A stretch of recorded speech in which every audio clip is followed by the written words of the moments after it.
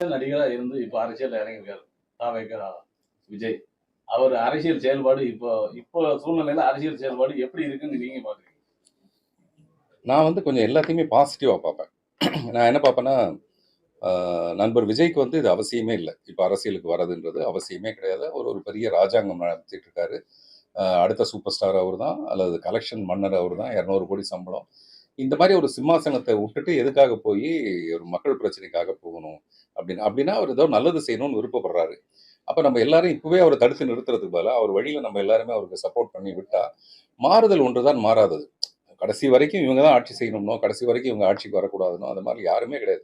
யார் வேணாலும் ஆட்சிக்கு வரலான்ற ஒரு ஜனநாயகத்துல, விஜய் செய்றதோட விஷயம் வந்து நம்ம ஏற்கனவே சில நடிகர்கள் செஞ்சு அத கொஞ்சம் பின்வாங்குனதுனால, அவர் மேல அந்த சந்தேகமும் இருக்கு. இப்படிலாம் பேசுவாங்க, அதுக்கப்புறம் இவங்க ஸ்ட்ராங்கா நிப்பாங்களா, நிக்க மாட்டாங்களான்ட்டு.